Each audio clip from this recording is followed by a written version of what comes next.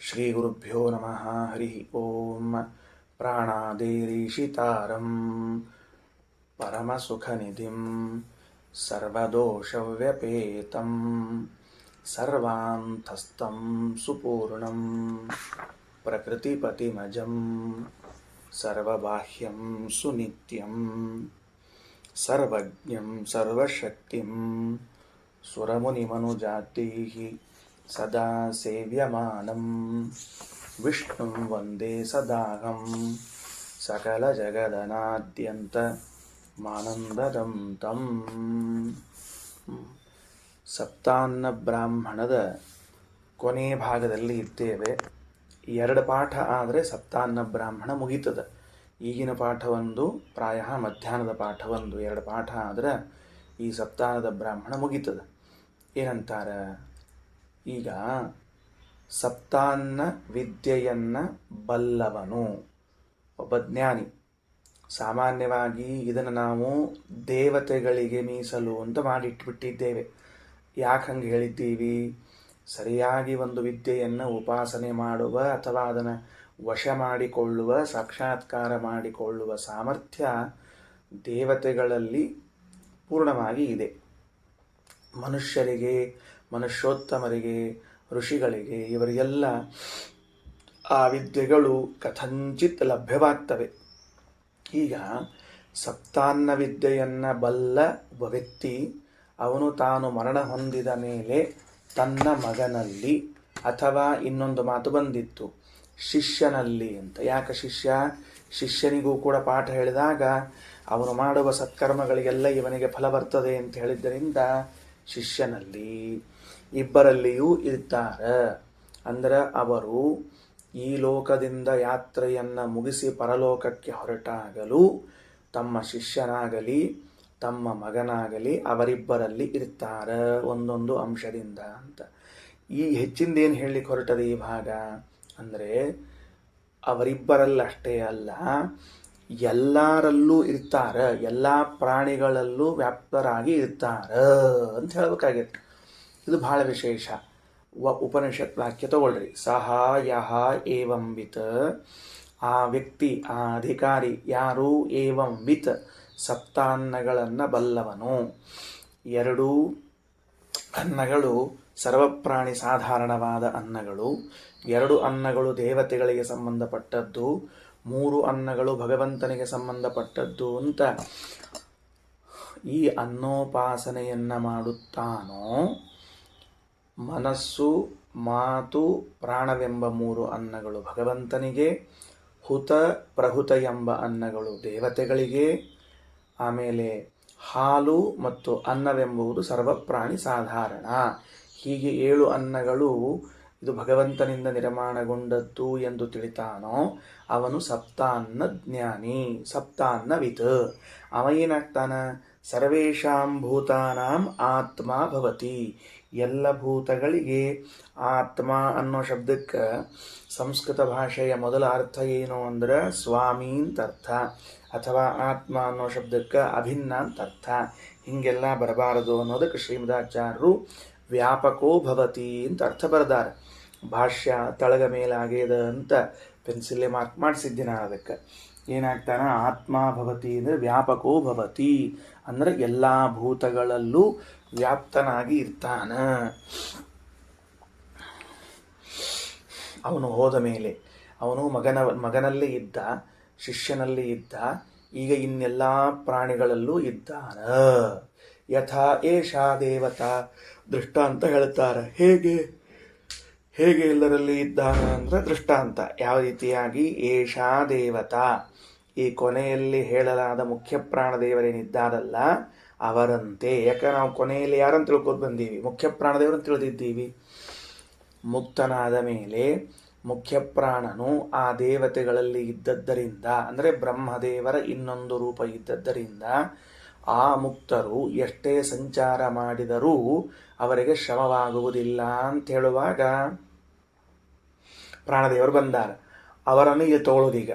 ಯಥಾ ಏಷಾ ದೇವತಾ, ಈ ಹಿಂದಿನ ವಾಕ್ಯದಲ್ಲಿ ಕೊನೆಗೆ ಬಂದ ದೇವತೆ ಯಾರು? ಮುಖ್ಯ ಪ್ರಾಣದೇವರು. ಆ ಮುಖ್ಯ ಪ್ರಾಣದೇವರು ಹೇಗೆ ಎಲ್ಲರಲ್ಲಿ ವ್ಯಾಪಿಸಿ ಇದ್ದಾರೋ ಅದೇ ರೀತಿಯಾಗಿ ಸಪ್ತಾನ್ನವನ್ನು ಬಲ್ಲ ದೇವತೆಯು ಎಲ್ಲರಲ್ಲಿ ಇರ್ತಾನೆ, ವ್ಯಾಪಿಸಿ ಇರುತ್ತಾನೆ.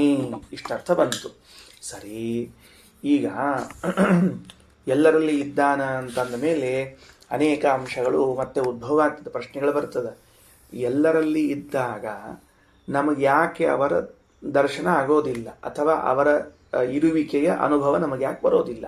ಎಲ್ಲರಲ್ಲಿ ಇದ್ದಾರಿಲ್ಲೋ ಸಪ್ತಾನ್ನ ಬಲ್ಲವರು, ನನ್ನಲ್ಲಿ ಇದ್ದಾರ, ನಿಮ್ಮಲ್ಲಿ ಇದ್ದಾರ, ಅವರಲ್ಲಿ ಇದ್ದಾರ, ಮತ್ತು ಹಿಂಗೆಲ್ಲರಲ್ಲೂ ಇದ್ದ ಮೇಲೆ ನಮಗೆ ಯಾಕೆ ಅನುಭವಕ್ಕೆ ಬರಲಿಲ್ಲ ಅಂತಂದರೆ ಅದಕ್ಕೆ ಒಂದು ಕಾರಣವನ್ನು ಹೇಳುತ್ತಾರೆ. ಇನ್ನು ಎರಡನೇದ್ದೇನು ಅಂದರೆ, ಎಲ್ಲರಲ್ಲಿ ಇದ್ದಾಗ ಈಗ ನನ್ನಲ್ಲಿ ಇದ್ದರೆ ನನಗೆ ದುಃಖ ಆದಾಗ ಆ ದುಃಖವನ್ನು ನಾನು ಅನುಭವಿಸುವಂತೆ ಸಪ್ತಾನ್ನವನ್ನು ಬಲ್ಲ ವ್ಯಕ್ತಿಯೂ ಅನುಭವಿಸುತ್ತಾನ ನನ್ನಲ್ಲಿ ಇದ್ದವನು ಅಂತ ಪ್ರಶ್ನೆ. ಎರಡು ಪ್ರಶ್ನೆಗಳಿವೆ. ಎರಡು ಪ್ರಶ್ನೆಗಳಿಗೆ ಮುಂದೆ ಉತ್ತರವನ್ನು ಕೊಡ್ತಾ ಇದ್ದಾರೆ. ಆ ಉತ್ತರದಲ್ಲಿ ಒಳ್ಳೆಯ ಸಂದೇಶವೂ ಇದೆ. ಏನಾಯ್ತು, ಈಗ ಪ್ರಾರಂಭ ಏನು ಮಾಡಿದ್ವಿ, ಸಪ್ತಾನ್ನ ವಿತ ಜ್ಞಾನಿ, ಸಪ್ತಾನ್ನವನ್ನು ತಿಳಿದ ಜ್ಞಾನಿಯು ಕೇವಲ ತನ್ನ ಮಗನಲ್ಲಿ ಶಿಷ್ಯನಲ್ಲ ಎಲ್ಲ ಪ್ರಾಣಿಗಳಲ್ಲೂ ಇದ್ದಾನ. ಹೇಗೆ ಪ್ರಾಣದೇವರು ಎಲ್ಲ ಪ್ರಾಣಿಗಳಲ್ಲಿ ಇದ್ದಾರೋ ಹಾಗೆ. ಹಾಗಾದರೆ ಎಲ್ಲ ಪ್ರಾಣಿಗಳಲ್ಲಿ ಇದ್ದರೆ ಎಲ್ಲ ಪ್ರಾಣಿಗಳು ಅನುಭವಿಸುವ ದುಃಖವೂ ಅವರಿಗೂ ಆಗಲಿ, ಎಲ್ಲ ಪ್ರಾಣಿಗಳ ಉಪಲಬ್ಧಿಯಾದಂತೆ ಎಲ್ಲ ಪ್ರಾಣಿಗಳ ಜ್ಞಾನ ನಮಗಾದಂತೆ ಅವರ ಜ್ಞಾನವೂ ನಮಗಾಗಲಿ, ಯಾಕಾಗುವುದಿಲ್ಲ ಅಂತಂದಾಗ ಎರಡು ಕಾರಣವನ್ನು ಕೊಟ್ಟಿದ್ದಾರೆ. ಏವಂ ಸ ಯಥಾ ಏತಾಂ ದೇವತಾಂ ಸರ್ವಾಣಿ ಭೂತಾನಿ ಅವಂತಿ ಏವಂ ಏವಂ ವಿಧಂ ಸರ್ವಾಣಿ ಭೂತಾನಿ ಅವಂತಿ. ಮೊದಲನೇ ವಾಕ್ಯ. ಹೌದು, ಎಲ್ಲ ಕಡೆಗಳಲ್ಲಿ ಇದ್ದರೂ ಕೂಡ ಯಾಕವರಿಗೆ ಮತ್ತು ಯಾಕವರು ಸಿಗೋದಿಲ್ಲ ಅಂತ ಕೇಳಿದರೆ ಉತ್ತರವನ್ನು ಕೊಡ್ತಾರೆ. ಎಲ್ಲ ಕಡೆ ಇದ್ದಾರೆ, ಸರಿ. ಮುಖ್ಯ ಪ್ರಾಣದೇವರು ಎಲ್ಲ ಕಡೆಗೆ ಇದ್ದಾರೆ. ಆ ಮುಖ್ಯ ಪ್ರಾಣದೇವರು ಎಲ್ಲ ಕಡೆಗೆ ಇದ್ದರೂ ಕೂಡ ಅವರನ್ನು ನಾವು ಹೆಂಗೆ ತಿಳ್ಕೊಳ್ಳಿಕ್ಕೆ ಸಾಧ್ಯವಿಲ್ಲವೋ ಹಂಗೆ ಇವರನ್ನು ತಿಳಿದುಕೊಳ್ಳಿಕ್ಕೆ ಸಾಧ್ಯ ಇಲ್ಲ. ಎರಡು ದೃಷ್ಟಾಂತ, ಮತ್ತು ಪ್ರಾಣದೇವ ದೃಷ್ಟಾಂತ ಏನ್ರಿ ಆಚಾರ, ಅದೇ ದೃಷ್ಟಾಂತವನ್ನು ಕೊಡ್ಲಿಕ್ಕತ್ತಿರಲ್ಲ. ಮುಖ್ಯ ಪ್ರಾಣದೇವರೆಲ್ಲ ಕಡೆ ಇದ್ದಂತೆ ಇವನು ಎಲ್ಲ ಕಡೆ ಇದ್ದಾನ ಸಪ್ತಾನ್ನ ಜ್ಞಾನಿ. ಹಂಗಾರೆ ಯಾಕೆ ಗೊತ್ತಾಗಲ್ದಾಗ್ಯದ, ಮುಖ್ಯ ಪ್ರಾಣನ ಹೆಂಗೆ ತಿಳ್ಕೊಳ್ಳಿಕ್ಕೆ ಸಾಧ್ಯ ಇಲ್ಲೋ ಹಂಗೆ ತಿಳ್ಕೊಳ್ಳಿಕ್ಕಾಗ್ಯದ. ಏನರ್ಥ ಇದು ಅಂದ್ರೆ ನೋಡ್ರಿ, ಅದರ ಆ ವಾಕ್ಯ ನೋಡ್ಕೊಳ್ರಿ. ಏವಂ ಸಹ ಯಥಾ ಏತಾಂ ದೇವತಾಂ ಸರ್ವಾಣಿ ಭೂತಾನಿ ಅವಂತಿ. ಎಲ್ಲ ಪ್ರಾಣಿಗಳು ಅಂದರೆ ಎಲ್ಲ ಜೀವರಾಶಿಗಳು ಮುಖ್ಯ ಪ್ರಾಣದೇವರ ರಕ್ಷಣೆಯನ್ನ ಮಾಡ್ತಾರೆ. ಅಸಾಂಶ ಮುಖ್ಯ ಪ್ರಾಣದೇವರ ರಕ್ಷಣೆಯನ್ನ ಮಾಡ್ತಾರೆ. ಅದಕ್ಕೆ ಉತ್ತರ ಏನದ ಅಂದ್ರೆ, ಮುಖ್ಯ ಪ್ರಾಣದೇವರನ್ನು ರಕ್ಷಿಸುತ್ತಾರೋ ಹಾಗೆ ಸಪ್ತಾನ್ನ ಜ್ಞಾನಿಯನ್ನು ಇವರು ರಕ್ಷಿಸುತ್ತಾರೆ. ಅಂದ್ರೆ ಏನು, ಪ್ರಾಣದೇವರ ಸ್ವರೂಪವು ಎಲ್ಲರಿಗೂ ಯಾಕೆ ತಿಳಿದು ಬರುವುದಿಲ್ಲ ಹೇಳಿರೋಣಂತ. ಪ್ರಾಣದೇವರ ಸ್ವರೂಪವು ಎಲ್ಲರಿಗೂ ಯಾಕೆ ತಿಳಿದು ಬರುವುದಿಲ್ಲ ಅಂತಂದರೆ ಅದು ಅತ್ಯಂತ ಗೋಪನೀಯವಾದ ವಿಷಯವಾಗಿದೆ. ಯಾವುದು? ಮುಖ್ಯ ಪ್ರಾಣತತ್ವ. ಈ ಪ್ರಾಣತತ್ವ ಅಂತನ್ನೋದು ಅತ್ಯಂತ ಗೋಪನೀಯವಾದ್ದರಿಂದ ಅಯೋಗ್ಯರಿಗೆ ಪ್ರಾಣತತ್ವವು ತಿಳಿಯಬಾರದು ಅನ್ನೋ ಉದ್ದೇಶದಿಂದ ಎಲ್ಲ ಪ್ರಾಣಿಗಳು ಪ್ರಾಣತತ್ವದ ರಕ್ಷಣೆಯನ್ನ ಮಾಡ್ತಾವ. ಅಂದ್ರೆ ಅಯೋಗ್ಯರಿಗೆ ಉಪದೇಶವನ್ನ ಮಾಡದೆ ಹಿಡಿದು ಇಡುತ್ತಾರ. ಅದಕ್ಕಾಗಿ ಪ್ರಾಣದೇವರು ಎಲ್ಲರಿಗೂ ಪರಿಚಯವಾಗುವುದಿಲ್ಲ. ಅದರಂತೆ ಸಪ್ತಾನ್ನ ಜ್ಞಾನಿಯ ಸ್ವರೂಪವನ್ನು ಕೂಡ ಎಲ್ಲರಿಗೂ ತಿಳಿಸಿಕೊಡುವುದಿಲ್ಲ. ಗಂಭೀರದ ಪ್ರಮೇಯ, ಬಹಳ ಗಂಭೀರದ. ಎರಡೆರಡು ಅಂಶ ಸೇರಿಕೊಂಡದ. ಯಾಕೆ ನಮಗೆ ಸಪ್ತಾನ್ನವಿತು ಎಲ್ಲ ಕಡೆಗೆ ಇದ್ರೂ ತಿಳಿಯಂಗಿಲ್ಲ ಅಂದ್ರೆ ಅವರು ಹೊರಗೆ ಹಾಕಂಗಿಲ್ಲ. ಯಾರ್ಯಾರು ಪ್ರಾಣಿಗಳು ಇಟ್ಟುಕೊಂಡಾರೋ ಎಲ್ಲೆಲ್ಲಿ ಇದ್ದಾರೋ ಅವರು ಇವರನ್ನ ಎಲ್ಲರಿಗೂ ತಿಳಿಲಿಕ್ಕೆ ಬಿಡೋದಿಲ್ಲ.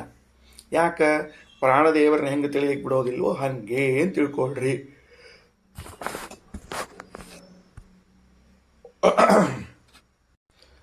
ಪ್ರಾಣತತ್ವ ಇದು ಎಲ್ಲರಿಗೂ ಉಪದೇಶ ಮಾಡಬೇಕಾದ ವಿಷಯ ಅಲ್ಲ. ಪ್ರಾಣತತ್ವವು ಇದು ಎಲ್ಲರಿಗೂ ಉಪದೇಶ ಮಾಡಬೇಕಾದ ವಿಷಯ ಅಲ್ಲ. ಈಗ ನಮಗೆ ಅರ್ಥ ಆಗ್ತದೆ ಯಾಕೆ ಶ್ರೀಮದಾಚಾರ್ಯ ಫಾಲೋವರ್ಸ್ ಅಷ್ಟಿಲ್ಲ ಅಂತ ತಿಳ್ಕೊಂಡು ಹೇಳಿ. ಬೇರೆ ಆಚಾರಗಳ ಫಾಲೋವರ್ಸ್ ಬೇಕಾದಷ್ಟು ಮಂದಿ ಇದ್ದಾರೆ, ನೋಡಿದ್ರೆ ಜಗತ್ತಿನ ತುಂಬಿಕೊಂಡಾರ. ಶ್ರೀಮದಾಚಾರ್ಯ ಫಾಲೋವರ್ಸ್ ಎಷ್ಟಿದ್ದಾರೆ ಅಂದರೆ ಎಷ್ಟಿರಬೇಕು ಅಷ್ಟೇ ಇದ್ದಾರೆ. ಯಾಕಂದ್ರೆ ಪ್ರಾಣತತ್ವದ ಅರಿವು ಎಲ್ಲರಿಗೂ ಆಗಬೇಕು ಎಂಬ ನಿಯಮವೇ ಇಲ್ಲ ಮೊದಲನೇದು. ಕಾರಣ ಏನು ಅಂದರೆ, ಯಾರು ಪ್ರಾಣತತ್ವದ ಚಿಂತನೆಯನ್ನು ಮಾಡ್ತಾರೋ, ಸ್ವರೂಪವನ್ನು ತಿಳಿದುಕೊಳ್ಳುತ್ತಾರೋ, ಅವರು ನಿಶ್ಚಿತವಾಗಿಯೂ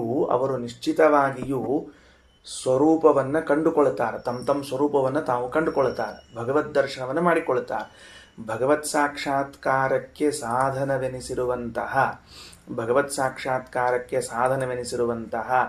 ಮುಖ್ಯ ಪ್ರಾಣತತ್ವದ ಜ್ಞಾನವನ್ನು ಕಂಡವರಿಗೆ ಹಂಚಕೂಡದು ಅನ್ನುವುದಕ್ಕೆ ಅದನ್ನು ರಕ್ಷಣೆ ಮಾಡಿ ಇಟ್ಟಿರ್ತಾರೋ ಗೌಪ್ಯವಾಗಿ. ಹಂಗ ಈ ಸಪ್ತಾನ್ನ ವಿದ್ಯೆಯನ್ನು ಬಲ್ಲವನನ್ನು ಕೂಡ ಎಲ್ಲ ಪ್ರಾಣಿಗಳು ಎಲ್ಲರಿಗೂ ತಿಳಿಸಿಕೊಡುವುದಿಲ್ಲ, ಗೌಪ್ಯವಾಗಿ ಇಟ್ಟಿರ್ತಾರೆ. ತಿಳಿತಾ ಏನಂತ ಹೇಳಿದ್ದು?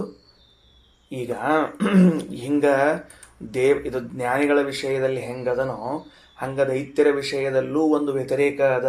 ಏನು ಅಂದ್ರೆ, ಕೇವಲ ಭಗವಂತನಲ್ಲಿ ದ್ವೇಷ ಮಾಡಿದರೆ ದೈತ್ಯರು ಅಂಧಂತಮಸ್ಸು ಹೊಂದುವುದಿಲ್ಲ. ಮತ್ತೆ ವಾಯುದೇವರಲ್ಲೂ ದ್ವೇಷವನ್ನು ಮಾಡಬೇಕವರು. ವಾಯುದೇವರಲ್ಲೂ ದ್ವೇಷವನ್ನು ಮಾಡಿದಾಗ ಮಾತ್ರ ಅವರಿಗೆ ಅಂಧಂತಮಸ್ಸು ಪರ್ಫೆಕ್ಟ್ ಆಗ್ತದೆ. ಹಂಗೆ ಭಗವಂತನ ಜ್ಞಾನ ಇದ್ದ ಮಾತ್ರಕ್ಕೆ ಮೋಕ್ಷ ಅಲ್ಲ, ವಾಯುದೇವರ ಜ್ಞಾನವೂ ಬೇಕು. ವಾಯುದೇವರ ಜ್ಞಾನವೂ ಬೇಕು ಅಂದ ಮೇಲೆ ಅದನ್ನು ತಿಳಿದುಕೊಂಡವರಿಗೆ ಮೋಕ್ಷ ಆಗ್ತದೆ. ಹೀಗಿರುವಾಗ ಮತ್ತು ಈ ಎಲ್ಲ ಭೂತಗಳು ತಮ್ಮಲ್ಲಿರುವ ಪ್ರಾಣದೇವರನ್ನು ತಿಳಿಸಿಕೊಟ್ಟು ಬಿಟ್ಟರೆ ಎಲ್ಲರಿಗೂ ಮೋಕ್ಷ ಆಗಬೇಕು, ಅಯೋಗ್ಯರಿಗೆಲ್ಲ ಮೋಕ್ಷ ಆಗಬೇಕು. ಅದಕ್ಕೆ ಹಾಗಾಗಬಾರದು ಅಂತ ಅದನ್ನು ರಕ್ಷಣಾ ಮಾಡಿಟ್ಟಿರ್ತಾರೋ ಅದರಂತೆ ನಮ್ಮ ರಕ್ಷಣೆ, ಸಪ್ತಾನ್ನ ಜ್ಞಾನಿಗಳ ರಕ್ಷಣೆಯನ್ನು ಮಾಡುತ್ತಾರೆ. ಎಲ್ಲ ಪ್ರಾಣಿಗಳಲ್ಲಿ ವ್ಯಾಪಿಸಿಕೊಂಡಿದ್ದಾರ ಅಂತ ನೀವು ಅನ್ನೋದಾದ್ರೆ, ಎಲ್ಲ ಪ್ರಾಣಿಗಳಲ್ಲಿ ಉಂಟಾಗುವ ದುಃಖಗಳು ಅವರಿಗಾಗಬೇಕಲ್ಲ. ಹಾಗಿದ್ದರೆ ಅಂತಂದ್ರೆ, ಯದು ಕಿಂಚೇಮಾ ಪ್ರಜಾ ಶೋಚಂತಿ, ಆ ಪ್ರಾಣಿಗಳೇನು ದುಃಖ ಪಡ್ತಾರೋ ಅಮೈವ ಆಸಾಂ ತದ್ಭವತಿ, ಆ ಪ್ರಜೆಗಳಿಗೆ ಉಂಟಾಗುವ ದುಃಖವು ದೇವತೆಗಳಿಗೆ ಆಗುವುದಿಲ್ಲ. ಮತ್ತೆ ಆ ಶರೀರದಲ್ಲಿ ವಾಸ ಮಾಡುವ ದೈತ್ಯರಿಗೆ ಉಂಟಾಗುತ್ತದೆ. ದುಃಖ ಎಲ್ಲ ಯಾರಿಗೆ? ಈ ಶರೀರದಲ್ಲಿ ವಾಸ ಮಾಡುವ ದೈತ್ಯರಿಗೆ ದುಃಖ. ಬಹಳ ವ್ಯವಸ್ಥೆ ಇದೆ ನಮ್ಮ ದೇಹದಲ್ಲಿ. ದೇವತೆಗಳು ಹಾಗೂ ದೈತ್ಯರು. ಈ ದೇವತೆಗಳು ಅಂದರೆ ಯಾರು ಬಂದಾರೆ? ಈಗ ಸಪ್ತಾನ್ನವನ್ನು ತಿಳಿದ ದೇವತೆಗಳು ಬಂದಾರೆ. ಹೆಚ್ಚು ಕಡಿಮೆ ಎಲ್ಲ ದೇವತೆಗಳು ಬಂದಂಗೆ. ಎಲ್ಲ ದೇವತೆಗಳು ಸಪ್ತಾನ್ನವನ್ನು ಬಲ್ಲವರು. ಆ ದೇವತೆಗಳು ನಮ್ಮ ದೇಹದಲ್ಲಿ ಇದ್ದಾರೆ. ನಮಗೆ ದುಃಖ ಆತ ಯಾವುದೋ ಒಂದು. ಈ ದುಃಖ ಆದಾಗ ಯಾವ ದುಃಖ ಆಗ್ಯದ ಅಂತ ಒಂದು ದೃಷ್ಟಾಂತ ತಗೋಣ ಅಂತ. ಬಾಯಾರಿಕೆ ಆಗ್ಯದ, ಭಾಳ ನೀರಡಿಕೆ ಆದಾಗ ಒಂದು ದುಃಖ ಆಗ್ತಿರ್ತದೆ. ಅಯ್ಯೋ ನೀರಡಿಕೆ ಅಂತ ತಿಳ್ಕೊಂಡು ಈಗ ನನಗೆ ದುಃಖ ಆಯ್ತು. ನನ್ನ ದೇಹದಲ್ಲಿ ವಾಸ ಮಾಡುವ ಸಪ್ತಾನ್ನ ಬಲ್ಲ ದೇವತೆಗೂ ಈ ದುಃಖವಾಗುತ್ತದೆಯ ಅಂದರೆ, ಯದು ಕಿಂಚೇಮಾ ಪ್ರಜಾ ಶೋಚಂತಿ ಅಮೈವ ಆಸಾಂ ತದ್ಭವತಿ. ಇಲ್ಲ, ಅವರ ದೇಹದಲ್ಲಿ ವಾಸ ಮಾಡುವ ದೈತ್ಯರಿಗೆ ಮಾತ್ರ ಆಗ್ತದೆ. ಯಾರಿಗಾಗೋದಿಲ್ಲ ಅಂದರೆ ದೇವತೆಗಳಿಗೆ ಇಲ್ಲ. ಶ್ರೀಮದಾಚಾರ್ಯರು ಭಾಗವತ ತಾತ್ಪರ್ಯದ 11ನೇ ಸ್ಕಂದದಲ್ಲಿ ಯಾವ ದೈತ್ಯರಿಗೆ ಯಾವ ದುಃಖಗಳಾಗ್ತದೆ ಎಂಬುದನ್ನು ಕೊಟ್ಟಿದ್ದಾರೆ. ಬರೀ ಅಷ್ಟೇ ಅಲ್ಲ, ಅಂದರೆ ದುರ್ಗಂಧವನ್ನು ತೆಗೆದುಕೊಂಡಾಗ ಘ್ರಾಣಾಭಿಮಾನಿಯಾದ ದೈತ್ಯನಿಗೆ ದುಃಖ ಆಗ್ತದೆ. ದುಷ್ಟ ಶಬ್ದಗಳನ್ನು ಕೇಳಿದಾಗ ಕಿವಿಗೆ ಅಭಿಮಾನಿಯಾದ ದೈತ್ಯನಿಗೆ ಆಗ್ತದೆ.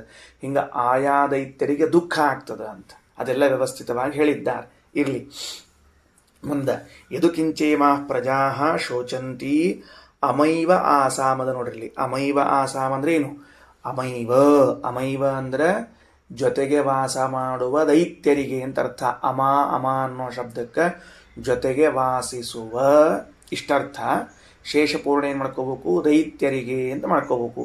ಆಸಾಂ ತದ್ಭವತಿ, ಈ ಪ್ರಜೆಗಳ ಜೊತೆಗೆ, ಪ್ರಜೆಗಳ ದೇಹದಲ್ಲಿ ವಾಸ ಮಾಡುವ ದೈತ್ಯರಿಗೆ ಆಗುತ್ತದೆ. ಮತ್ತು ದೇವತೆಗಳಿಗೆ ಏನಾಗ್ತದೆ? ಪುಣ್ಯಮೇವ ಅಮುಂ ಗಚ್ಚತಿ, ಪುಣ್ಯ ಮಾತ್ರ ದೇವತೆಗಳಿಗೆ ಹೋಗುತ್ತದೆ. ನಹ ವೈ ದೇವಾನ್ ಪಾಪಂ ಗಚ್ಚತಿ, ಎಂದು ಪಾಪವು ದೇವತೆಗಳಿಗೆ ಹೋಗುವುದಿಲ್ಲ. ಇದು ವೇದ ಅಷ್ಟೇ ಅಲ್ಲ, ಜ್ಞಾನಿ ಪ್ರತ್ಯಕ್ಷ ವೇದ ಅನುಮಾನ ಎಲ್ಲದರಿಂದಲೂ ಕೂಡ ಏನು ಹೇಳಬೇಕು? ನಹ ವೈ ದೇವಾನ್ ಪಾಪಂ ಗಚ್ಚತಿ, ದೇವತೆಗಳಿಗೆ ಪಾಪ ಹೋಗುವುದಿಲ್ಲ. ದುಃಖ ಅಂತ ಕೇಳಿವಿ, ಪಾಪ ಅಂತ ಉತ್ತರ ಕೊಟ್ರೆ ದುಃಖಕ್ಕೆ ಮೂಲ ಯಾವುದು? ಪಾಪ. ಆದ್ದರಿಂದ ಪಾಪ ಅವರಿಗೆ ಸೇರುವುದಿಲ್ಲ ಅಂತಂದಮೇಲೆ ದುಃಖವು ಅವರಿಗೆ ಆಗುವುದಿಲ್ಲ. ಓಕೆ, ಒಟ್ಟಿನಲ್ಲಿ ಈ ಉಪನಿಷತ್ತು ಇದು ಭಾಗ ನಮಗೇನು ತಿಳಿಸಿಕೊಡ್ತೀವೋ ಅಂದರೆ, ಸಪ್ತಾನ್ನ ಉಪಾಸನೆಯನ್ನು ಮಾಡುವಂಥವರು ಯಾರು? ಆ ಸಪ್ತಾನ್ನ ಉಪಾಸನೆ ಮಾಡುವ ಯೋಗ್ಯತೆ ಇದ್ದವರು ದೇವಾಹ, ದೇವತೆಗಳೇ. ಮುಂದಿನ ಪುಟದ ಭಾಷ್ಯದಲ್ಲಿ ಇದೆ, ಸಪ್ತಾನ್ನೋಪಾಸನಾ ಯೋಗ್ಯ ದೇವ ಏಕಾಂತತೋ ಹಿಯತ್. ಅವರು ಏಕಾಂತ ಭಕ್ತರಾದದ್ದರಿಂದ ಇಷ್ಟು ಸಪ್ತಾನ್ನ ಉಪಾಸನೆಯನ್ನು ಮಾಡ್ತಾರೆ. ಈಗ ಇನ್ನು ಸಪ್ತಾನ್ನ ಬಲ್ಲ ಜ್ಞಾನಿ ಅನ್ನೋ ಶಬ್ದದ ಜಾಗದಲ್ಲಿ ದೇವತೆಗಳು ಅನ್ನೋ ಶಬ್ದವನ್ನು ಆಡ್ತೇನೆ ನಾನು ಇನ್ನು ಮುಂದೆ ಆ ಶಬ್ದವನ್ನು ಆಡ್ತೀನಿ. ದೇವತೆಗಳು ಅವರು ಮೃತರಾಗಿ ಇಲ್ಲಿಂದ ಹೋಗುವಾಗ, ಮೃತರಾಗಿ ಅಂತಂದಾಗ ಮತ್ತೊಂದು ಪ್ರಶ್ನೆ ಬರ್ತದೆ, ದೇವತೆಗಳಿಗೆ ಮರಣ ಉಂಟಾ ಅಂತ. ಒಂದಂಶದಿಂದ ಭೂಲೋಕದಲ್ಲಿ ಜನಿಸಿದಾಗ ಅನ್ನುವ ಉತ್ತರವನ್ನು ಇಟ್ಕೊಳ್ಬೇಕು. ಹಿಂದೆ ಹೇಳಿದ್ದೆ, ಮುಂದೆ ಭಾಷ್ಯದಲ್ಲೂ ಮತ್ತೆ ಬರ್ತದೆ. ಈಗ ಉದಾಹರಣೆಗೆ ಯಾರನ್ನು ಇಟ್ಕೊಳ್ಳೋಣ ಅಂತ ಹೇಳಿದರೆ ಅಭಿಮನ್ಯು ಇವನು ಚಂದ್ರಪುತ್ರನಾದ ಬುಧನ ಅಂಶ. ಆತ ಬುಧ ಇಲ್ಲಿಂದ ಮರಣ ಹೊಂದಿ ಹೋದ. ಪರೀಕ್ಷಿತ ಮಹಾರಾಜ ಅವನ ಮಗ, ಅವನಲ್ಲಿ ಒಂದಂಶದಿಂದ ಇರ್ತಾನ. ಸರಿ ಹೋಯ್ತಾ? ಈಗ ವಿಷಯ ಕ್ಲಿಯರ್ ಆಯ್ತಾ? ಪರೀಕ್ಷಿತ ಮಹಾರಾಜ ಅವನೊಬ್ಬ ಕರ್ಮಜ ದೇವತೆ. ಅವರ ತಂದೆ ಯಾರು ಅಂತ ಕೇಳಿದರೆ ಅಭಿಮನ್ಯು, ಆತ ಒಬ್ಬ ದೇವತೆ. ಬುಧನ ಅವತಾರನಾಗಿರುವಂಥ ಆತ, ಚಂದ್ರಪುತ್ರನಾದ ಬುಧನು ಅಭಿಮನ್ಯುವಾಗಿ ಹುಟ್ಟಿ ಬಂದು ತಾನು ಸಪ್ತಾನ್ನ ಬಲ್ಲ ದೇವತೆಯಾದ್ದರಿಂದ ಮರಣ ಹೊಂದಿದಾಗ ಯಾರಲ್ಲಿ ಒಂದಂಶದಿಂದ ಉಳಿದುಕೊಂಡಿದ್ದಾನೆ? ಪರೀಕ್ಷಿತನಲ್ಲಿ ಒಂದಂಶದಿಂದ ಉಳ್ಕೊಂಡಿದ್ದಾನೆ. ಇನ್ ಕೇಸ್ ಅವ ಪಾಠ ಹೇಳಿದ್ದಿದ್ರೆ ಶಿಷ್ಯನಲ್ಲಿ ಒಂದಂಶದಿಂದ ಉಳಿದಿರ್ತಾನೆ. ಇಷ್ಟೇ ಅಲ್ಲ, ಎಲ್ಲ ಪ್ರಾಣಿಗಳಲ್ಲಿ ಇರ್ತಾರೆ. ಹೌದು, ದೇವತೆಗಳು ಎಲ್ಲರಲ್ಲೂ ಇದ್ದಾರೆ. ಅರೆ ಮತ್ತೆ ದೇವತೆಗಳು ಎಲ್ಲರಲ್ಲೂ ಇದ್ದಾರೆ ಅಂತಂದ ಮೇಲೆ,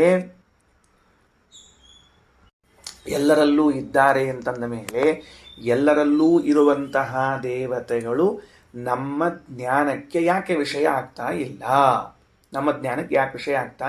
ಪ್ರಶ್ನೆ.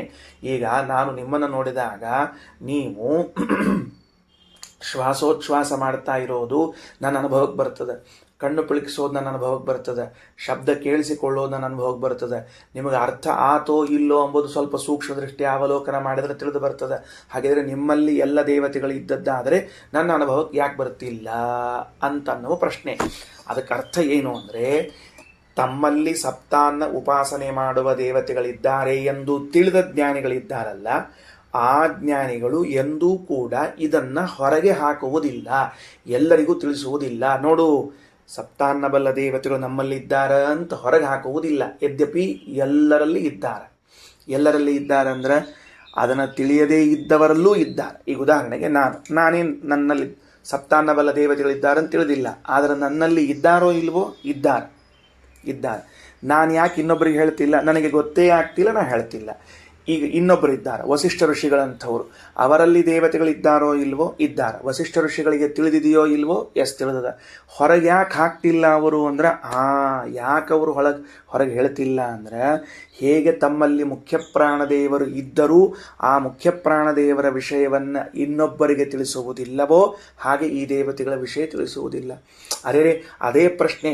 ಮುಖ್ಯ ಪ್ರಾಣದೇವರ ವಿಷಯವನ್ನೇ ಯಾಕೆ ತಿಳಿಸುತ್ತಿಲ್ಲ ಅಂದರೆ, ಆ ಪ್ರಾಣತತ್ವದ ಜ್ಞಾನ ಅದು ಎಂತಹ ಮೂಲ್ಯಯುತವಾದದ್ದು, ಅನರ್ಘವಾದದ್ದು, ಬೆಲೆ ಕಟ್ಟಲಾಗದ್ದು ಅಂದರೆ, ಆ ಜ್ಞಾನ ಆಗಿಬಿಟ್ಟರೆ ಇನ್ನೇನು ತಡವೇ ಇಲ್ಲ, ಇನ್ಯಾವ ತಡವೂ ಇಲ್ಲ. ಇದಕ್ಕೆ ನನ್ನ ಸ್ವರೂಪ ಪರಿಚಯ ಆಗಲಿಕ್ಕೆ, ನನ್ನ ಬಿಂಬದ ಸ್ವರೂಪ ಪರಿಚಯವಾಗಲಿಕ್ಕೆ. ಅಂದಮೇಲೆ ಅಷ್ಟು ಉತ್ತಮವಾದ ಜ್ಞಾನವನ್ನು ನೋಡ್ರಿ, ಒಳ್ಳೆ ಪಾಯಸ ಮಾಡಿ 3 ಗಂಟೆಗಳ ಕಾಲ ಹಾಲು ಕುದಿಸಿ, ಶಾವಿಗೆ ಹಾಕಿ, ಸಕ್ಕರೆ ಹಾಕಿ, ಏಲಕ್ಕಿ ಹಾಕಿ, ಗೋಡಂಬಿ ಹಾಕಿ, ದಶಮಿಯದ ಶ್ರೀನಿವಾಸ ಏನು ಪ್ರಾಬ್ಲಮ್ ಇಲ್ಲ, ನಾಳೆ ಹೇಳಬಾರ್ದಷ್ಟ. ಇಷ್ಟೆಲ್ಲ ಮಾಡಿ ಆ ಪಾಯಸವನ್ನು ಮಾಡಿ ದೇವರಿಗೆ ನೈವೇದ್ಯ ಮಾಡಬೇಕೋ, ಬೆಕ್ಕಿಗೆ ಹಾಕಬೇಕೋ, ನಾಯಿಗೆ ಹಾಕಬೇಕೋ? ಅಷ್ಟು ಒಳ್ಳೆ ಪಾಯಸವನ್ನು ದೇವರ ನೈವೇದ್ಯ ಆಗೋ ತನಕ ಯಾರಿಗೂ ಕಾಣಬಾರದು ಅಂತ ಮುಚ್ಚಿಟ್ಟಿರ್ತಾರೆ. ಹಂಗೆ ಈ ಪ್ರಾಣತತ್ವ ಅಂತನ್ನೋದು ಅಷ್ಟು ಒಳ್ಳೆ ಜ್ಞಾನ. ಅದು ಕಂಡವರಿಗೆಲ್ಲ ಸಿಗೋ ಹಂಗಿಲ್ಲ. ಒಂದು ವೇಳೆ ಇದನ್ನು ಹೊರಗೆ ಹಾಕಿಬಿಟ್ರೆ ಅಯೋಗ್ಯಾನಾಮಪಿ ಸ್ವೀಕಾರ ಪ್ರಾಪ್ತೇ, ಅಯೋಗ್ಯರಿಗೂ ಕೂಡ ದೊರೆತಿತ್ತು. ಅಯೋಗ್ಯರಿಗೆ ದೊರೆತರೆ ಏನು ಕೆಲಸ ಮುಂದೆ? ಅಯೋಗ್ಯರಿಗೆ ದೊರಿಬಾರದು. ಈಗ ನೋಡ್ರಿ, ಏನು ಈಗ ಪರಮಾಣು ಅದೇನದು ಆಟಮ್, ಪರಮಾಣು ಬಾಂಬನ್ನು ನಿರ್ಮಾಣ ಮಾಡುವ ವಿಜ್ಞಾನ ಟೆರರಿಸ್ಟ್ ಕೈಯಲ್ಲಿ ಸಿಕ್ಕರೆ ಏನಾಗ್ತದೆ ಹೇಳಿ ನೋಡಂತ. ಅಷ್ಟೇ ವಿಷಯ. ಆಮೇಲೆ ಅಯೋಗ್ಯರ ಕೈಯಲ್ಲಿ ಸಿಗಬಾರದು ಯಾವಾಗಲೂ ಕೂಡ. ಅದಕ್ಕಾಗಿ ಆ ಪ್ರಾಣತತ್ವವನ್ನು ಹೇಗೆ ಹೊರಗೆ ಹಾಕುವುದಿಲ್ಲವೋ ಅದೇ ರೀತಿಯಾಗಿ ಈ ಸಪ್ತಾನ್ನ ಬಲ್ಲವರ ನಮ್ಮಲ್ಲಿ ಇದ್ದಾರೆ ಎಂಬುದನ್ನು ಜ್ಞಾನಿಗಳು ಹೊರ ಹಾಕುವುದಿಲ್ಲ, ಅದರ ತತ್ವವನ್ನು ತಿಳಿಸೋದಿಲ್ಲ. ಹಾಗಾದರೆ ಎರಡನೇ ಅಂಶ, ನಮ್ಮಲ್ಲಿ ಇದ್ದರೆ ನಮ್ಮಲ್ಲಿ ಇರುವಾಗ ದುಃಖ ಆಗಬೇಕಲ್ಲ ಅವರಿಗೂ ನನಗಾದಂತೆ. ಹಂಗೇನು ನಿಯಮ? ನಿನ್ನಲ್ಲಿದ್ದರೆ ಆಗಬೇಕು ಅಂತೇನದ? ಇಲ್ಲ. ಶಾಸ್ತ್ರದ ವ್ಯವಸ್ಥೆ ಏನು ಅಂದರೆ, ನನ್ನಲ್ಲಿ ದೇವತೆಗಳಿದ್ದಾರೆ, ನನ್ನಲ್ಲಿ ದೈತ್ಯರು ಇದ್ದಾರೆ, ಇಬ್ಬರೂ ದೇಹದಲ್ಲಿದ್ದಾರೆ. ದುಃಖ ಆದಾಗ ಅದನ್ನು ದೈತ್ಯರು ಅನುಭವಿಸ್ತಾರೆ, ಸುಖ ಆದಾಗ ಅದನ್ನು ದೇವತೆಗಳು ಅನುಭವಿಸ್ತಾರೆ. ಪುಣ್ಯ ದೇವತೆಗಳಿಗೆ, ಪಾಪ ದೈತ್ಯರಿಗೆ. ಅದರಿಂದ ಯಾವ ಸಮಸ್ಯೆಗಳೂ ಇಲ್ಲ ಅಂತ ಇಷ್ಟು ವಿಷಯವನ್ನು ತಿಳಿಸಿಕೊಟ್ರು. ಈಗ ಭಾಷ್ಯ ನೋಡ್ರಿ. ಪೃಥಿವ್ಯಾಧಿಸ್ಥಿತ ದೇವಾ ಸರಸ್ವತ್ಯಾದಿಕಾಸ್ತ್ರಯ. ಹಿಂದಿನ ಪಾಠದ ಮಾತುಗಳವ, ಸ್ವಲ್ಪ ದೂರ ಬಂದೀವಿ, ಬಡಬಡ ಓದ್ಕೋತ ಹೋಗ್ಬಿಡ್ತೀನಿ. ಪೃಥಿವಿ ಮೊದಲಾದವುಗಳಲ್ಲಿ ಇರುವ ದೇವತೆಗಳು ಯಾವಾಗ? ಸಂಸಾರಾವಸ್ಥೆಯಲ್ಲಿ. ಶಬ್ದ ಗಮನಿಸಬೇಕೆಲ್ಲರೂ.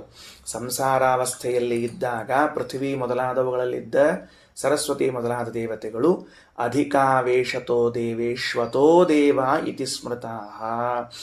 ಅಧಿಕ ಆವೇಶ ಉಳ್ಳವರಾದಾಗ ದೈವೀ ವಾಕ್, ದೈವಂ ಮನಃ, ದೈವ ಪ್ರಾಣ ಅಂತ ಹೀಗೆ ಕರೆಸಿಕೊಳ್ಳುತ್ತಾರ.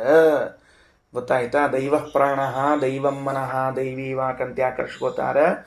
ಸಂಸಾರದಲ್ಲಿ ಪೃಥ್ವಿ ಮೊದಲಾದ ಯಾವ ಯಾವ ಪದಾರ್ಥಗಳಿಗೆ ಅವರು ಅಭಿಮಾನಿಯಾಗಿದ್ದರೋ ಮೋಕ್ಷವನ್ನು ಹೊಂದುವಾಗ ಅವುಗಳ ಅಭಿಮಾನಿತ್ವವನ್ನು ತ್ಯಾಗ ಮಾಡಿ ಮುಕ್ತಿಯನ್ನು ಹೊಂದಿ ಅಲ್ಲೇನಿವರು ಮುಕ್ತರಾಗಿರುತ್ತಾರೋ ಅವರ ಇಂದ್ರಿಯಗಳಿಗೆ ಇವರು ಅಭಿಮಾನಿಗಳಾಗ್ತಾರೆ. ಇಲ್ಲಿಯ ಆವೇಶಕ್ಕಿಂತ ಅಲ್ಲಿ ಹೆಚ್ಚಿನ ಆವೇಶ ಇರ್ತದಾದ್ದರಿಂದ ದೈವೀ ವಾಕ್, ದೈವಂ ಮನಃ, ದೈವ ಪ್ರಾಣ ಎಂದು ಕರೆಸಿಕೊಳ್ತಾರೆ. ಇಲ್ಲಿದ್ದಾಗ ವಾಕ್, ಪ್ರಾಣ, ಮನಃ ಇಷ್ಟೇ ಕರೆಸಿಕೊಂಡಿರ್ತಾರೆ. ಇನ್ನು ಯದಾವೇಶಾತ್ ಸರ್ವಮುಕ್ತಂ ಸತ್ಯಂ ದೈವೀತುವಾಗಿಸ. ಆ ಸರಸ್ವತೀ ದೇವಿಯ ಆವೇಶ ಇರುವುದರಿಂದಲೇನೆ ಮುಕ್ತನಾದವನು ಏನನ್ನ ಹೇಳುತ್ತಾನೋ, ಮುಕ್ತನಾದವನು ಏನನ್ನ ಅನ್ನುತ್ತಾನೋ ಅದು ಸತ್ಯವಾಗುತ್ತದೆ. ಯದಾವೇಶ ನ ದುಃಖಿ ಸ್ಯಾದ್ ಆನಂದಿ ದೈವತಂ ಮನಃ. ಯಾವ ಬ್ರಹ್ಮದೇವರ ಆವೇಶವು ನಮ್ಮಲ್ಲಿ ಇದ್ದದ್ದರಿಂದ ನಾನು ಎಂದೂ ಮೋಕ್ಷದಲ್ಲಿ ದುಃಖಿಯಾಗುವುದಿಲ್ಲವೋ, ಯಾವಾಗಲೂ ಆನಂದ ಆಗಿರ್ತೇನೋ ಅದೇ ದೈವಂ ಮನಃ. ಇಲ್ಲೊಂದು ಹೊಸ ಅಂಶ ಕಲ್ತಿ ನಾವಿವಾಗ. ಮೋಕ್ಷದಲ್ಲಿ ನಮ್ಮ ಸ್ವರೂಪಭೂತವಾದ ಆನಂದವನ್ನೇ ನಾವು ಅನುಭವಿಸುತ್ತಿದ್ದರೂ ಕೂಡ ನಮಗೆ ದುಃಖದ ಪ್ರಸಕ್ತಿ ಇರುವುದಿಲ್ಲ. ಹಾಗೆ ಇರದೇ ಇರಲಿಕ್ಕೆ ಒಂದು ದೈವೀ ಕಾರಣ ಯಾವುದು ಅಂದರೆ ಬ್ರಹ್ಮದೇವರು. ಆ ಬ್ರಹ್ಮದೇವರು ನಮ್ಮ ಸ್ವರೂಪಭೂತವಾದ ಮನಸ್ಸಿನಲ್ಲಿ ಇದ್ದದ್ದರಿಂದ ಆಗುವುದಿಲ್ಲ, ಎಂದೆಂದು ದುಃಖವಾಗುವುದಿಲ್ಲ. ಯದಾವೇಶಾತ್ ಸರ್ವಕಾರ್ಯೇಷು ಅಮ್ಲಾನ ಪ್ರಾಣ ಏವ ಸಹ. ಆ ಮುಕ್ತನಾದವನು 24 ಗಂಟೆ ಕೆಲಸ ಮಾಡ್ತಿರ್ತಾನೆ. ಏನು ಕೆಲಸ ಮಾಡ್ತಿರಬಹುದು ವಿಚಾರ ಮಾಡಿರಿ. 24 ಗಂಟೆ. ನಾವು 24 ಗಂಟೆ ಕೆಲಸ ಮಾಡ್ತೀವಿ. ನಾವು ಮಾಡೋದಿಲ್ಲ ಅಂತಲ್ಲ. ಬೆಳಿಗ್ಗೆ ಎದ್ದಾಗಿನಿಂದ ರಾತ್ರಿ ಮಲಗುವವರೆಗೆ ಹೆಂಗೆ ನಮ್ಮ ಕುಟುಂಬ ಪೋಷಣೆಯನ್ನು ಮಾಡಬೇಕು, ನನ್ನ ಪೋಷಣೆಯನ್ನು ಮಾಡಬೇಕು, ನಾ ಹೆಂಗೆ ಸುಖವಾಗಿರ್ಬೇಕು, ನಮ್ಮವ್ರು ಹೆಂಗೆ ಸುಖವಾಗಿರ್ಬೇಕು ಅನ್ನೋದಕ್ಕೆ ಸೂರ್ಯೋದಯದಿಂದ ಸೂರ್ಯಾಸ್ತದವರೆಗೆ ಹರಸಾಹಸ ಮಾಡ್ತೀವಿ. ರಾತ್ರಿಯಾದ ಕೂಡಲೇ ಇಷ್ಟೆಲ್ಲ ದಣದಿರ್ತೀವಿ ಅಂತ ಮಲ್ಕೊಂಡು ಬೆಳಗಿನ ತನಕ ಮತ್ತೆ ವಿಶ್ರಾಂತಿ ತಗೊಳ್ತೀವಿ. ಮತ್ತೆ ಬೆಳಗ್ಗೆ ಅದಕ್ಕೆ ಕೂಡಲೇ ರೆಡಿ, ಮತ್ತೆ ತಯಾರಾಗಿನಪ್ಪ, ಮತ್ತೆ ದುಡಿಲಿಕ್ಕೆ ಅಂತ ರೆಡಿಯಾಗಿರ್ತೀವಿ ಅಲ್ವಾ. ನಾವು 24 ತಾಸು. ಆದರೆ ನಮಗೆ ಶ್ರಮ ಆಗ್ತದೆ. ಏನು ಶ್ರಮ ಆಗ್ತದೆ? ದುಡಿದಂತೆ ಶ್ರಮ ಆಗ್ತದೆ. ಮುಕ್ತರು 24 ಗಂಟೆಯೂ ಕೆಲಸ ಮಾಡ್ತಿದ್ರು ಶ್ರಮವಾಗುವುದಿಲ್ಲ. ಏನು ಕೆಲಸ ಮಾಡ್ತಾರೆ ಮುಕ್ತರು? ಏನು ಕೆಲಸ ಮಾಡ್ತಾರೆ ಅಂದರೆ ಹರಿಪೂಜಾ, ಸದಾ ಭಗವತ್ ಪೂಜೆಯನ್ನು ಮಾಡ್ತಿರ್ತಾರೆ. ಸದಾ ಭಗವತ್ ಪೂಜೆ ಮಾಡ್ತಿರ್ತಾರೆ. ನಿಮಗೆ ಹೇಳಿದ್ರೆ ಆಶ್ಚರ್ಯ ಆಗ್ತದೆ. ಶ್ರೀಮದಾಚಾರ್ಯರು ಇದೇ ಭಾಗವತ್ ತಾತ್ಪರ್ಯದಲ್ಲಿ ಅನೇಕ ಕಡೆಗಳಲ್ಲಿ ಉತ್ತರ ಕೊಡ್ತಾರೆ. ಮುಕ್ತರಾದ ಮೇಲೆ ಅವ್ರಿಗಿಷ್ಟು ಖುಷಿ ಆಗ್ಬಿಡ್ತದಂತ ಒಂದು ಕ್ಷಣ ಇನ್ನು ದೇವರ ಪೂಜೆ ನಿಲ್ಲಿಸೋ ಹಂಗಿಲ್ಲ ಅಂತ ಸಂಕಲ್ಪ ಮಾಡಿ 24 ಗಂಟೆ ದೇವ್ರ ಪೂಜೆ ಮಾಡ್ತಾರಂತ. ಆ ಎಲ್ಲ ಜ್ಞಾನಿಗಳ ವರ್ಗಕ್ಕೆ ಏನಾಗಿರ್ತದೆ ಅಂದರೆ ಸಂಸಾರದಲ್ಲಿ ಇರುವಾಗ ಮಧ್ಯದಲ್ಲಿ ಪೂಜಾ ವಿಚ್ಛೇದ ಆಗಿರ್ತದಂತ. ಯಾಕೆ? ಆಗಾಗ ಆಗಾಗ ಅಸುರಾವೇಶಗಳು ಉಂಟಾಗಿ ಪೂಜಾ ವಿಚ್ಛೇದ ಆದದ್ದಕ್ಕೆ ದುಃಖ ಪಡ್ತಾರಂತ. ದೇವರೇ, ಅಸುರಾವೇಶ ಮಾಡಿ ನನ್ನ ಪೂಜಾ ವಿಚ್ಛೇದ ಆಗೋಯ್ತಲ್ಲ ಸ್ವಾಮಿ, ಇನ್ನು ನಾನು ಮೋಕ್ಷ ಬೇಗನೆ ಹೊಂದಬೇಕು. ಯಾಕೆ? ಮೋಕ್ಷ ಬೇಗನೆ ಹೊಂದಿಬಿಟ್ರೆ ಮೋಕ್ಷದಲ್ಲಿ ಅಸುರಾವೇಶದ ಪ್ರಸಕ್ತಿ ಇಲ್ಲ. ಆಗ ಯಾವಾಗಲೂ ನಿನ್ನ ಪೂಜೆಯನ್ನು ಮಾಡಬಹುದು, ಸಂತೋಷದಿಂದ ನಿನ್ನ ಪೂಜೆಯನ್ನು ಮಾಡಬಹುದು. ನೋಡ್ರಿ, ಮಕ್ಕಳು ಆಟ ಆಡ್ತಿರ್ತಾರೆ, ಎಷ್ಟು ಚಂದ ಆಟ ಆಡ್ತಿರ್ತಾರೆ ಅವರು. ಒಮ್ಮೆ ಆಟಿಗೆ ಸಾಮಾನು ತೊಗೊಂಡು ಆಟ ಆಡ್ತಾರೆ, ಒಮ್ಮೆ ಹೊರಗೆ ಹೋಗಿ ಆಟ ಆಡಿ ಬರ್ತಾರೆ, ಒಮ್ಮೆ ಒಳಗೆ ಬಂದು ಆಟ ಆಡ್ತಾರೆ, ಒಮ್ಮೆ ಮಂಚದ ಮೇಲೆ ಹತ್ತಿ ಆಟ ಆಡ್ತಾರೆ, ಒಮ್ಮೆ ಮಂಚದ ಕೆಳಗೆ ಹೋಗಿ ಆಟ ಆಡ್ತಿರ್ತಾರೆ. ಬೇಸರನ ಆಗಂಗಿಲ್ಲ ರೀ ಅವ್ರಿಗೆ. ನಮಗೆ ನೋಡಿ ಬ್ಯಾಸ, ಏನು ಮಾರಾಯ ಎಷ್ಟು ಆಟ ಆಡ್ತಾರೆ ಇವರೆಲ್ಲ. ಅಷ್ಟು ಆನಂದದಿಂದ 24 ಗಂಟೆ ಆಟ ಆಡುವಂತೆ ನಾವು ಮುಕ್ತರಾದ ಮೇಲೆ ಭಗವಂತನ ಪೂಜೆಯನ್ನು ಮಾಡ್ತೇವೆ. ಹೇಗೆ ಮಾಡ್ತೀವಿ? ನಮಗಿಂತ ಅಧಮರಾದ ಮುಕ್ತರು ಬಂದರೆ ನಾವು ತಿಳಿದುಕೊಂಡ ಭಗವತ್ ತತ್ವವನ್ನು ಉಪದೇಶ ಮಾಡ್ತೀವಿ. ಅವರು ಉಪದೇಶ ತಗೊಂಡು ಹೊರಟು ಹೋದರೆ, ಯಾರು ಇಲ್ಲ ಅಂದರೆ ಧ್ಯಾನಕ್ಕೆ ಕೊಡ್ತೀವಿ. ಯಾರಾದರೂ ನಮಗಿಂತಲೂ ಉತ್ತಮರು ಬಂದರೆ ಅವ್ರ ಕಡೆಗೆ ಪಾಠಕ್ಕೆ ಕೊಡ್ತೀವಿ. ಇದು ಅಲ್ಲಿ 24 ಗಂಟೆ ನಡೆಯುವಂತಹದ್ದು. ಇದು ಮುಗಿದ ಮೇಲೆ ಧ್ಯಾನ ಆದ ಮೇಲೆ ಮತ್ತೆ ಪೂಜೆಗೆ ತೊಡಗುತ್ತೀವಿ. ಅದು ಮುಗಿದ ಮೇಲೆ ದೇವರ ದರ್ಶನಕ್ಕೆ ಹೋಗ್ತೀವಿ. ಅದಾದ ಮೇಲೆ ಮತ್ತೆ ನಮ್ಮ ಜೊತೆಗೆ ಮುಕ್ತರಾದವರನ್ನ ಭೇಟಿಯಾಗ್ಲಿಕ್ಕೆ ಹೋಗಿ ಅಲ್ಲಿ ಕೂಡ್ತೇವೆ. ಒಟ್ಟಾರೆ ಇಷ್ಟೆಲ್ಲ ಕೆಲಸ ಮಾಡ್ತೀವಲ್ಲ. ಇಷ್ಟು ಮಾಡಿದಾಗ ಯಾಕೆ ಶ್ರಮ ಆಗಲಿಲ್ಲ ಅಂದರೆ ಪ್ರಾಣದೇವರ ಅನುಗ್ರಹ. ಯಾವ ಪ್ರಾಣದೇವರು? ಬ್ರಹ್ಮದೇವರ ಇನ್ನೊಂದು ರೂಪವೆನಿಸಿರುವಂಥ ಮುಕ್ತ. ಅದರದ್ದು ಯದಾವೇಶಾತ್ ಸರ್ವಕಾರ್ಯೇಷು ಅಮ್ಲಾನಃ ಪ್ರಾಣ ಏವ ಸಹ ಸರ್ವಸಾಮರ್ಥ್ಯಯುಕ್ತ ಸ್ಯಾತ್ ನ ಮ್ರಿಯೇತ ಕದಾಚನ. ಅಷ್ಟು ಸಾಮರ್ಥ್ಯ ಇದ್ದದರಿಂದಲೇನೆ ಮುಕ್ತನಾದವನು ಎಂದೂ ಸಾಯುವುದಿಲ್ಲ. ಏವಂ ಸಪ್ತಾನ್ನವಿತ್ತು ಮುಕ್ತಃ ತ್ರಿಭಿರಾವಿಷ್ಟ ಏವತು. ಈ ರೀತಿಯಾಗಿ ಸಪ್ತಾನ್ನವನ್ನ ಬಲ್ಲವನು ಮೂರರಿಂದಲೂ ಆವೇಶಗೊಂಡವನಾಗಿ ಇರ್ತಾನೆ. ಸರ್ವೇಷು ವ್ಯಾಪ್ತಿಮನ್ವೇತಿ ನ ದುಃಖಿ ಪ್ರಾಣಿಷು ಸ್ಥಿತೇಹೇ. ಎಲ್ಲರಲ್ಲೂ ಸಪ್ತಾನ್ನ ಬಲ್ಲ ದೇವತೆ ವ್ಯಾಪ್ತನಾಗಿದ್ದರೂ ನ ದುಃಖಿ, ದುಃಖಕ್ಕೆ ಒಳಗಾಗುವುದಿಲ್ಲ. ಪ್ರಾಣಿಷು ಸ್ಥಿತೇಹೇ, ಎಲ್ಲ ಪ್ರಾಣಿಗಳಲ್ಲಿ ಇದ್ದರೂ ಕೂಡ ಅವನು ದುಃಖಕ್ಕೆ ಒಳಗಾಗುವುದಿಲ್ಲ. ಇನ್ನು ಮುಂದೆ ಏನು ಹೊಸ ಅಂಶ ಬರ್ತದೆ ಅಂತಂದ್ರೆ, ಮೊನ್ನೆ ಶ್ರೀನಿವಾಸ ಅವರು ಪ್ರಶ್ನೆ ಕೇಳಿದ್ರು, ಅದಕ್ಕೆ ಉತ್ತರ ಇಲ್ಲದ ನಾನು ಅವತ್ತು ಹೇಳಿದ್ದೆ. ಆದರೂ ಶ್ರೀಮದಾಚಾರ್ಯರೇ ಉತ್ತರವನ್ನು ಕೊಟ್ಟಿದ್ದಾರಾದ್ದರಿಂದ ಅದೇ ಉತ್ತರವನ್ನು ತಿಳ್ಕೊಂಡು ಬಿಡೋಣಂತ. ಶ್ರೀನಿವಾಸ ಅವ್ರು ಏನು ಕೇಳಿದ್ರು, ಏನು ಉತ್ತರ ಅಂಬೋದು ಎರಡೂ ಅಲ್ಲೇ ಅದ, ಕೇಳ್ಕೋತ ಹೋಗ್ರಿ. ಸಪ್ತ ಅನ್ನೋಪಾಸನಾ ಯೋಗ್ಯ ದೇವ ಏಕಾಂತತೋ ಹಿಯತ್. ಸಪ್ತಾನ್ನದ ಉಪಾಸನೆಯನ್ನು ಮಾಡುವಂಥವರು ದೇವತೆಗಳೇ ಹೊರತಾಗಿ ಮನುಷ್ಯರಲ್ಲ.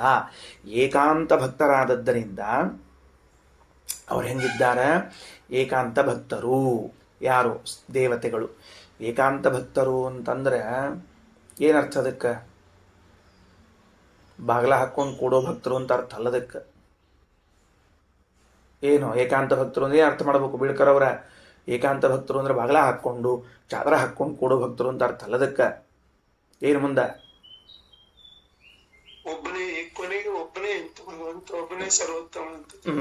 ಏಕ ಏವ ಅಂತಹ ಭಗವಂತನೊಬ್ಬನೇ ಸರ್ವೋತ್ತಮ ಅನ್ನುವಂಥವ್ರು ಒಂದು. ಅದು ಹೌದು, ಚಾಂದೋಗ್ಯದಲ್ಲಿ ಹೇಳಿದ ಪ್ರಕಾರ ಹೌದು. ಇನ್ನೊಂದು ಅಂಶ ಏನು ಅಂತ ಕೇಳಿದ್ರೆ, ಅರ್ಥೋ ನಾರಾಯಣೋ ದೇವ ಸರ್ವಮನ್ಯತ್ವದರ್ಥಕಂ.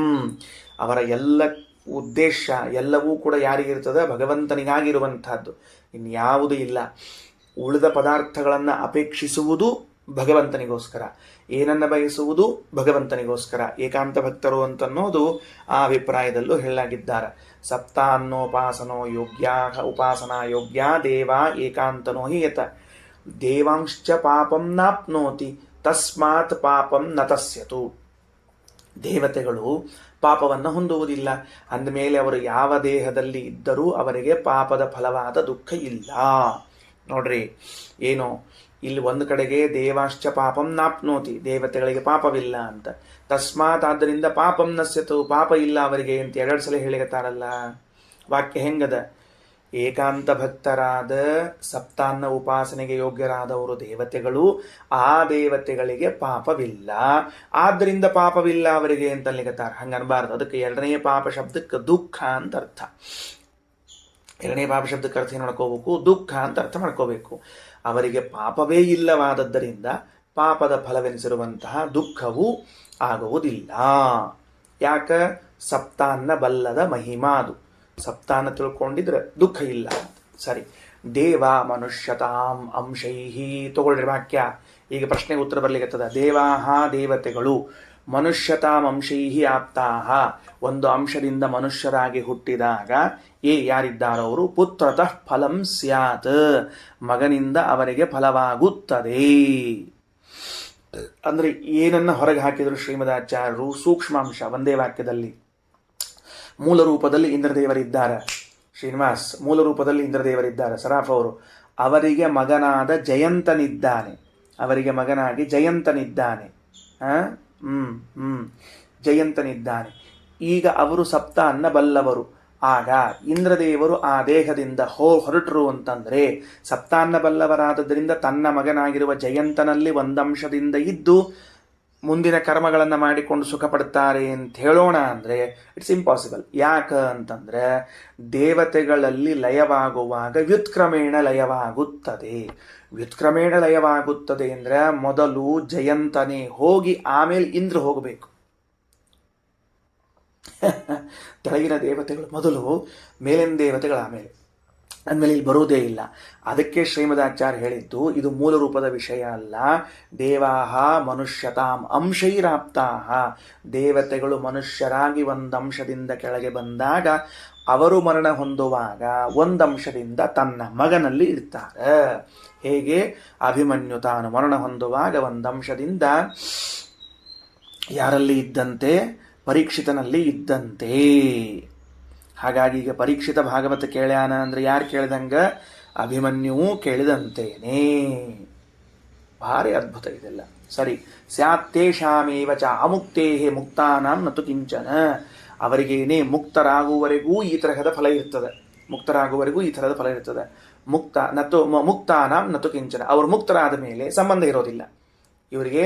ಈ ದೇವತೆಗಳು ಒಂದಂಶದಿಂದ ಮನುಷ್ಯರಾಗಿ ಹುಟ್ಟ್ಯಾರ, ಅವರಿಗೆ ಮೋಕ್ಷ ಆಗೋವರೆಗೂ ಇದೇನು ಸಂತತಿ ಇರ್ತದೆ ಅಲ್ಲಿವರೆಗೆ ಫಲ ಆಗ್ತಾ ಇರ್ತದೆ. ಅವ್ರು ಹೋದ್ರು ಅಂದ್ರೆ, ಮುಕ್ತಿಗೆ ಹೋದ್ರು ಅಂದ್ರೆ ಅದು ಕೆಲಸ ಮುಗೀತು.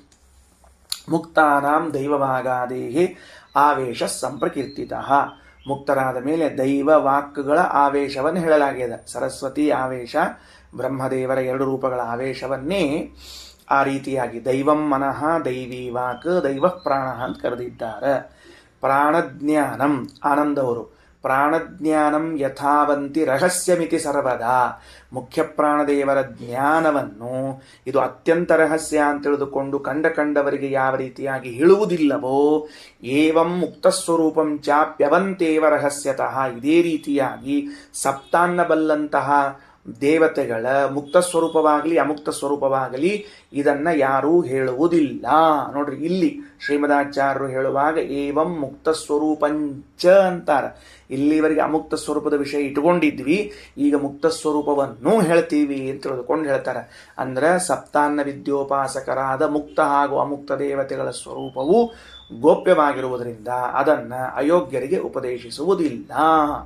ಸರಿ, ಹಂಗಾರೆ ಶಬ್ದ ಏನಾಯ್ತು?